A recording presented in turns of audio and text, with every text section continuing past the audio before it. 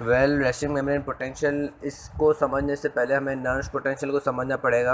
अब ये nerves potential क्या होता है? नर्व्स पोटेंशियल ये होता है कि जब हमारे पास दो कंटेनर हों, ठीक है, उनके अंदर सेम चार्जेस हों, ठीक है, तो इस सूरत के अंदर तो ये दोनों है ना मूव नहीं कर सकेंगे। तो हम क्या करेंगे कि हम पोलैरिटी दे देंगे, एक को पॉजिटिव दे देंगे और एक को नेगेटिव दे देंगे। तो अब जिसको हमने पॉजिटिव दिया है, तो सपोज़ करो दोनों कंटेनर्स के अंदर हमने पहले क्या डाले हुए थे? हमने नेगेटिव चार्जेस डाले हुए थे और दोनों एक दूसरे की तरफ डिफ्यूज़ नहीं हो रहे थे। क्यों डिफ्यूज़ नहीं हो रहे थे? क्योंकि दोनों के पास सेम चार्ज था और है ना कोई कंसंट्रेशन के अंदर कोई फ़र्क नहीं था। लेकिन अब जब हमने इन दोनों कंटेनर्स के ऊपर, एक के ऊपर पॉजिटिव चार्ज डाल दिया और एक के ऊपर नेगेटिव चार्ज डाल दिया, तो इससे क्या होगा कि हमारे पास जो नेगेटिव साइड वाले हमारे पास वो जिस जिस कंटेनर के ऊपर नेगेटिव चार्ज है, वहाँ से हमारे पास क्या होगा कि उसके अंदर जो नेगेटिव चार्जेस थे, जिस कंटेनर के ऊपर नेगेटिव चार्ज है और उसके अंदर जो नेगेटिव चार्जेस थे, अब वो फ़्लो होंगे। वो फ़्लो कहाँ पर होंगे? वो पॉजिटिव चार्ज वाले कंटेनर के पास फ़्लो होंगे। अब वो फ़्लो होते जाएंगे, होते जाएंगे, होते जाएंगे, एक टाइम आएगा कि अब वो फ़्लो होना बंद हो जाएंगे। अब फ़्लो होना क्यों बंद हो जाएंगे? क्योंकि जिस कंटेनर के अंदर पॉजिटिव चार्ज था, उसमें अब बहुत ज़्यादा नेगेटिव चार्जेस आ गए।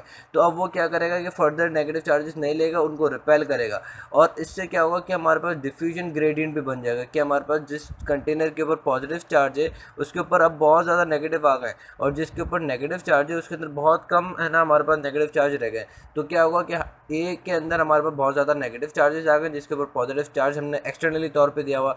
तो अब उससे क्या होगा कि उसमें बहुत ज़्यादा नेगेटिव चार्जेस आने से अब क्या होगा कि डिफ्यूजन होगी रिवर्स की तरफ, यानी कि बी की तरफ, जिसके ऊपर नेगेटिव था, जहाँ से आ रहे थे नेगेटिव चार्जेस, अब उनकी तरफ जाने की करेगा। और इलेक्ट्रोकेमिकल ग्रेडियंट क्या बोलेगा कि नहीं कि तुम पॉजिटिव की तरफ आओ। डिफ्यूजन ग्रेडियंट बोलेगा कि नहीं तुम नेगेटिव की तरफ जाओ और इलेक्ट्रोकेमिकल ग्रेडियंट बोलेगा नहीं तुम पॉजिटिव की तरफ जाओ।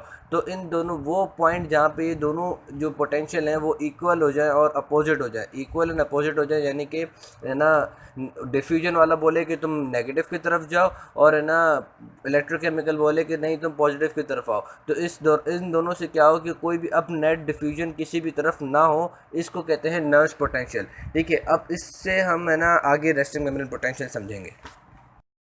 नाउ अब रेस्टिंग मेम्ब्रेन पोटेंशियल समझना है। ठीक है, अब बहुत नर्व्स पोटेंशियल हमें समझ में आ गया। ठीक है, अब resting membrane potential -90 millivolt of cell membrane, हर सेल मेम्ब्रेन के ऊपर कोई ना कोई अपना है ना रेस्टिंग मेम्ब्रेन पोटेंशियल होता है। अब ये कैसे जनरेट होता है? ये सवाल आ सकता है कि कैसे जनरेट होता है।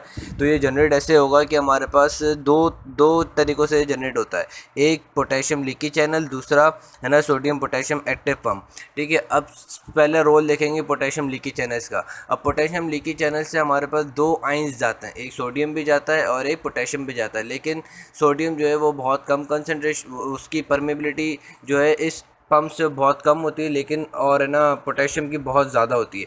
ठीक है, अब हम देखेंगे कि पोटेशियम का role from potassium leaky channels और किस तरीके से पोटेशियम जो है वो रेस्टिंग मेम्ब्रेन पोटेंशियल के अंदर कंट्रीब्यूट करता है। ठीक है, अब हमें पता है कि पोटेशियम जो है वो अंदर बहुत ज़्यादा होता है, बाहर बहुत कम होता है। तो सेल मेम्ब्रेन से सेल से from inside to outside potassium जो है वो मूव होना शुरू करेगा। इनसाइड से आउटसाइड की तरफ पोटेशियम जो है वो मूव होना शुरू करेगा। किससे मूव होना शुरू करेगा? लीकी चैनल से। और कब तक जाएगा? जब तक इसकी नर्व्स पोटेंशियल वाली वैल्यू यानी कि -94 मिलीवोल्ट ऑब्टेन हो जाए। इतने सारे पोटेशियम बाहर जाएंगे कि इससे क्या होगा कि मेम्ब्रेन के अंदर जो है वो -94 मिलीवोल्ट जो है वो बन जाएगा। ठीक है, अब उसके बाद क्या होता है कि हमारे पास सोडियम आइंस हैं। सोडियम आइंस क्या करेंगे कि वो हमारे पास बाहर से अंदर आने की कोशिश करेंगे इसी लीकी चैनल के थ्रू।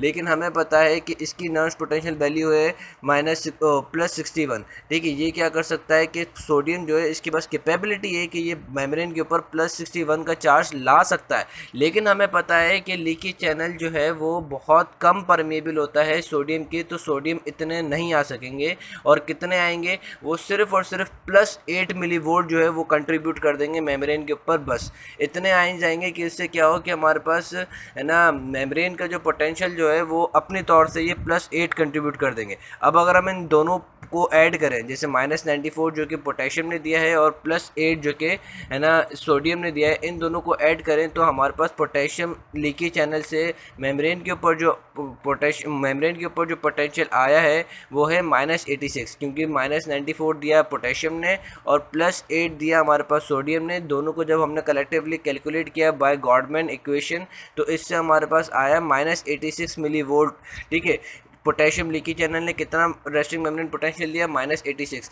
हमें पता है कि मेम्ब्रेन का पोटेंशियल होता है -90, तो बाकी -4 कौन लेके आता है, बाकी -4 जो है वो हमारे पास लेके आता है सोडियम पोटेशियम एक्टिव पंप। ये हमेशा ऑलवेज एक्टिवेट होता है। ये क्या करेगा कि ये हमारे पास है ना वो आइंस को मूव कराएगा। अब सोडियम आइंस हमें पता है कि अंदर है ना बहुत कम होते हैं और बाहर बहुत ज़्यादा होते हैं। अब ये एक्टिव पंप है, ये अगेंस्ट द कंसंट्रेशन ग्रेडियंट चीज़ों को फेंकेगा। ये क्या करेगा कि सेल मेम्ब्रेन के अंदर जो थोड़े मोटे हमारे पास सोडियम आइंस हैं वो उनको 3 सोडियम आइंस निकाल के बाहर फेंकेगा, और बाहर जो हमारे पास पहले कम पोटेशियम आइंस होता है, हमें पता है कि सेल मेम्ब्रेन के अंदर बहुत ज़्यादा पोटेशियल आइंस हैं, ठीक है, या सेल के अंदर या सेल साइटोसोल के अंदर बहुत ज़्यादा पोटेशियम आइंस हैं, ठीक है। और ये पंप हमें पता है कि ये है ना एक्टिव पंप है, अगेंस्ट द कंसंट्रेशन ग्रेडियंट को फेंकेगा, चीज़ों को अगेंस्ट द कंसंट्रेशन ग्रेडियंट फेंकेगा। तो अब पोटेशियम आयंस जो है वो सेल के बाहर बहुत ज़्यादा है, तो सॉरी पोटेशियम आयंस जो है वो सेल के बाहर बहुत कम है, तो वो क्या करेगा कि 2 पोटेशियम आयंस को अंदर फेंकेगा और 3 सोडियम आयंस को बाहर फेंकेगा। इससे क्या होगा कि हमारे पास नेट नेगेटिव चार्ज आ जाता है, किसके अंदर, सेल के अंदर हमारे पास एक नेट नेगेटिव चार्ज आ जाता है। जाहिर सी बात है 3 पॉजिटिव बाहर जा रहे हैं, 2 पॉजिटिव अंदर आ रहे हैं, तो इससे क्या समझ में आ रहा है कि एक नेट नेगेटिव चार्ज जो है वो हमारे पास इनसाइड द मेम्ब्रेन जनरेट हो रहा है। तो ये जो सोडियम पोटेशियम एक्टिव पंप है ये हमारे पास कंट्रीब्यूट करता है फॉर फर्दर -4 मिलीवोल्ट। तो इससे क्या होगा कि -86 और -4 मिलके हमारे पास कितना हो जाएगा, -90 मिलीवोल्ट। तो रेस्टिंग मेम्ब्रेन पोटेंशियल हमारे पास कैसे ऑब्टेन हुआ, पोटेशियम लीकी चैनल्स के थ्रू। पोटेशियम लीकी चैनल्स ने हमारे पास -86 दिया by virtue of potassium noise potential and sodium noise potential, and through Gottman equation we calculate the potassium through Gottman equation we calculate the potential by this potassium leaky channel, ठीक है। और है ना जो sodium potassium active pump था उसने -4 millivolt दिया, तो इन दोनों से हमारे पास कितना आ गया, -90 मिली। वेल जो अब है ना एक्शन पोटेंशियल देखना है। अब एक्शन पोटेंशियल बहुत आसान है, इसके अंदर हमारे पास जो है इसको जो कंट्रीब्यूट कराता है वो कंट्रीब्यूट कराता है sodium voltage gated sodium channel, voltage gated potassium channel, sodium potassium active pump और पोटेशियम लीकी चैनल्स, ठीक है। अब हमारे पास सबसे पहले आता है जो एक्शन पोटेंशियल के अंदर वो आता है role of sodium voltage gated sodium channel. अब सोडियम चैनल के अंदर हमारे पास जो है वो 2 गेट्स होते हैं, एक होता है एक्टिवेशन गेट और एक होता है इनएक्टिवेशन गेट। एक्टिवेशन गेट जो है वो हमारे पास लोकेटेड होता है आउटसाइड द मेम्ब्रेन, और इनएक्टिवेशन गेट जो होता है वो लोकेटेड होता है inside the membrane. Activation gate जो होता है वो -90 मिलीवोल्ट पे क्लोज होता है, ठीक है, और इनएक्टिवेशन गेट जो होता है जो कि नीचे साइड पे वो -90 पे खुला हुआ होता है, ठीक है।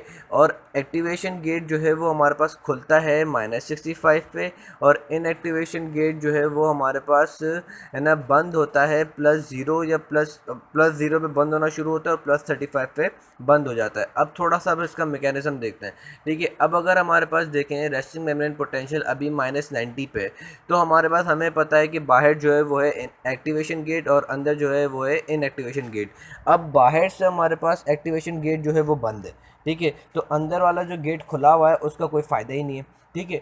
अब हमारे पास जैसे ही हमने थ्रेशोल्ड स्टिमुलस दिया, अब थ्रेशोल्ड जो है वो हमारे पास काफ़ी तरीक़ों से आ सकता है। अगर स्केलेटल मसल है तो ये हमारे पास आएगा बाय एसिटाइल कोलिन, जब वो अपने रिसेप्टर्स के ऊपर आके लगेगा तो 2 एसिटाइल कोलिन अपने रिसेप्टर्स के ऊपर लगेंगे, ठीक है। उससे क्या होगा कि सोडियम का इन्फ्लक्स आना शुरू हो जाएगा, ठीक है। इस सोडियम के इन्फ्लक्स से क्या होगा कि हमारे पास है ना अंदर पॉजिटिव चार्जेस आना शुरू हो जाएंगे, और हमारा रेस्टिंग मेम्ब्रेन पोटेंशियल जो है वो -90 से -65 तक आना शुरू हो जाएगा। अब जैसे ही -65 तक आएगा तो इससे क्या होगा कि हमारे पास सेल्फ रीजनरेटिव इफेक्ट होगा।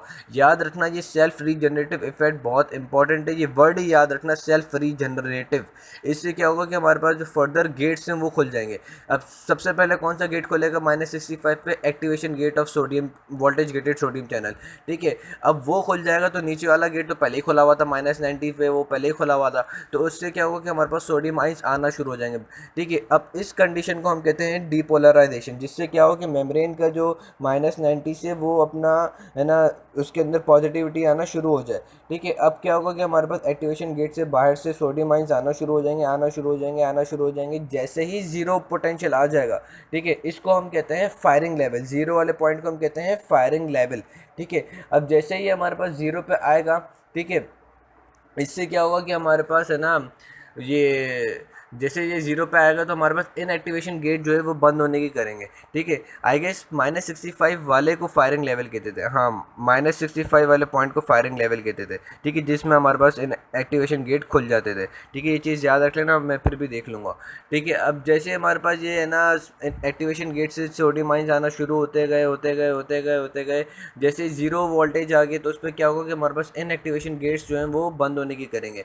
अब जैसे अगर इनएक्टिवेशन गेट हमारे पास 0 से +35 के दरमियान में बंद हो जाएंगे, अब चाहे ऊपर से भले एक्टिवेशन गेट खुले रहे, ठीक है, वो भी +35 पे बंद नहीं हुए, वो भले खुले रहे, उससे क्या होगा कि उससे अब हमारे पास है ना सोडियम आयंस आएंगे तो, लेकिन चैनल से नीचे मेम्ब्रेन की तरफ नहीं आएंगे, ठीक है। तो इससे इनएक्टिवेशन गेट ने क्या कर दिया कि डीपोलराइजेशन को एंड कर दी। इसी के साथ साथ हमारे पास क्या हुआ कि अब रीपोलराइजेशन होती है। रीपोलराइजेशन के लिए हमारे पास क्या होता है कि पोटेशियम के चैनल्स खुलते हैं। अब पोटेशियम के चैनल्स जो होते हैं वो हमारे पास RMP पे बंद होते हैं, -90 पे बंद होते हैं। अब वो कब खुलते हैं, वो खुलते हैं +0 या +35 के बीच में वो खुलना शुरू हो जाते हैं, और वो उस वक्त प्रॉपर खुलेंगे जब हमारे पास ये सोडियम के जो गेट्स हैं वो प्रॉपरली इनएक्टिवेशन गेट जो है वो बंद हो जाएगा। उस वक्त ये हमारे पास पोटेशियम जो है वो फुल फॉर्म में खुल जाएंगे।